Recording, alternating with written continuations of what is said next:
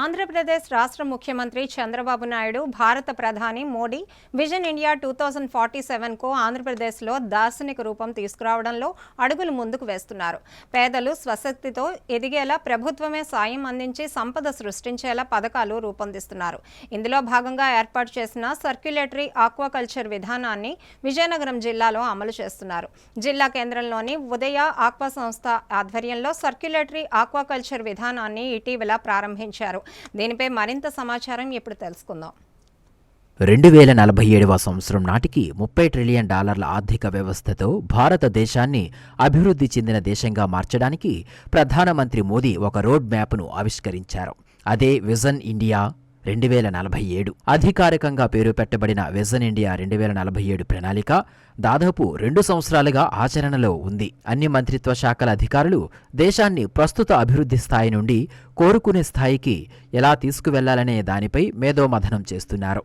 ఇందులో భాగంగా ఆంధ్రప్రదేశ్ రాష్ట్ర ముఖ్యమంత్రి చంద్రబాబు మోదీ విజన్ ఇండియా 2047కు ఆంధ్రప్రదేశ్లో దార్శనిక రూపం తీసుకురావడంలో అడుగులు ముందుకు వేస్తున్నారు. విజన్ ఇండియా 2047లో ప్రధాన లక్ష్యాలు ప్రతి వ్యక్తి $18,000 నుంచి $20,000 తలసరి ఆదాయం, బలమైన ప్రభుత్వ ఆర్థిక వ్యవస్థ, బలమైన ఆర్థిక రంగం ద్వారా $30 ట్రిలియన్ ఆర్థిక వ్యవస్థను సాధించడం. ఈ క్రమంలోనే రాష్ట్ర ముఖ్యమంత్రి చంద్రబాబు పేదలు స్వశక్తితో ఎదిగేలా చేస్తే సహజంగానే ప్రజల తలసరి ఆదాయం పెరుగుతుందని ఆలోచించి ప్రభుత్వమే సాయం అందించి సంపద సృష్టి నేర్పిస్తామని ప్రకటించారు. ఇందులో భాగంగానే వచ్చిన ఆలోచన సర్క్యులేటరీ ఆక్వాకల్చర్ విధానం. దేశవ్యాప్తంగా ఆక్వా ఉత్పత్తుల విస్తీర్ణం, విలువ, దిగుబడిపై సముద్ర ఉత్పత్తుల ఎగుమతుల అభివృద్ధి ప్రోత్సాహకం సంస్థ 2021-22 నివేదిక వెల్లడించింది. దీని ప్రకారం ఆక్వా ఉత్పత్తుల దిగుబడి, ఎగుమతుల్లో ఆంధ్రప్రదేశ్ దేశంలోని అన్ని రాష్ట్రాల కన్నా మెరుగైన ఫలితాలు సాధించిందని వెల్లడించింది. ఈ అనుకూలతనే రాష్ట్ర ప్రభుత్వం ప్రజల కష్టాలు తీర్చే సంజీవనిగా గుర్తించి ఆక్వా రంగంలో రైతులను ప్రోత్సహించాలని కంకణం కట్టుకుంది. రాష్ట్రంలో వివిధ జిల్లాల వారీగా ఆక్వా రైతులను, ముఖ్యంగా మహిళలను ఆ రంగంలో ప్రోత్సహించే విధంగా మార్గదర్శకాలను చూపిస్తున్నారు. ఈ క్రమంలోనే విజయనగరం జిల్లా కేంద్రంలోని ఉదయ్ ఆక్వా సంస్థ ఆధ్వర్యంలో ఏర్పాటు చేసిన సర్క్యులేటరీ ఆక్వాకల్చర్ విధానాన్ని చూసి అధికారులు అభినందనలు తెలియజేస్తున్నారు. సర్క్యులేటరీ ఆక్వాకల్చర్ విధానం అంటే చేపల పెంపకం కోసం నీటిని తిరిగి వాడుకునే ఒక పద్ధతి. ఈ పద్ధతిలో నీటిని వాడుకున్న తర్వాత దానిని శుభ్రపరిచి మళ్లీ చేపల పెంపకానికి వాడుతారు. దీనివల్ల నీటిని వృధాగా పోకుండా కాపాడవచ్చు. తక్కువ ప్రదేశంలో తక్కువ ఖర్చుతో రైతులు ఎక్కువ ఆదాయాన్ని పొందవచ్చు. సర్క్యులేటరీ ఆక్వాకల్చర్ పద్ధతి ప్రయోజనాలు ఏంటంటే నీటిని ఆదా చేయడం, నీటి నాణ్యతను మెరుగుపరచడం, తక్కువ స్థలంలో ఎక్కువ చేపలను పెంచడం, పర్యావరణానికి ఎలాంటి హాని కలగకుండా ఉండటం. ఈ సందర్భంగా ఉదయ్ ఆక్వా సీఈఓ మాట్లాడుతూ సిపిఎస్ విధానంలో చేపలను పెంచడం ద్వారా ఏడాది పొడవునా ఉపాధి పొందవచ్చునని చెప్పారు. ఈ యూనిట్ ఖరీదు $4,40,000 కాగా $2,90,000 రుణం పొందవచ్చునని సూచించారు. మొదట 8 నెలల తర్వాత ఆదాయం వస్తుందని, ఆ తరువాత ప్రతి 4 నెలలకు ఆదాయం వస్తుందని తెలిపారు. ఈ అవకాశాన్ని సద్వినియోగం చేసుకుని ఉపాధి పొందాలని పిలుపునిచ్చారు. సో మా సంస్థ మేము ఒక 5 సంవత్సరాలుగా ఫిషరీస్లో మేము వర్క్ చేయడం జరుగుతుందండి. మాది ఒక ఫిషరీ స్టార్టప్. మాది ఒక 5 సంవత్సరాలుగా మేము తెలంగాణలో చేసినందుకు గాను ఇక్కడ మన ఆంధ్రప్రదేశ్ ప్రభుత్వం మమ్మల్ని ఒక టెక్నికల్ ఏజెన్సీగా ఐడెంటిఫై చేయడం జరిగింది. సో మన ఆంధ్రప్రదేశ్ రాష్ట్రం నుంచి కూడా ఒక 16 జిల్లాల డిఆర్డిఏ పీడీలందరూ కూడా సార్ వాళ్ళందరూ మన యూనిట్ R&D సెంటర్కి రావడం జరిగింది. అక్కడ మేము చేస్తున్న చిన్న సన్నకారు రైతులతో మేము చేసే ఒక ఫార్మర్ మార్జినల్ యూనిట్స్ని ఎలా ఉన్నాయనేది చూడడం జరిగింది. అలాగే మేము నాబార్డ్ వాళ్ళతో కలిసి ఒక మార్జినల్ యూనిట్ చేయడం ద్వారా ఒక చిన్న యూనిట్ మేము దాన్ని అప్రూవ్ చేయించడం జరిగిందండి. అది $4,41,000 యూనిట్. ఇది PMEGPలో కూడా ఇది నాబార్డ్ వాళ్ళు ఎప్పుడైతే దీన్ని అప్రూవ్ చేయడం జరిగిందో PMEGP ద్వారా ఒక 35% సబ్సిడీ కూడా రావడం జరుగుతుందండి.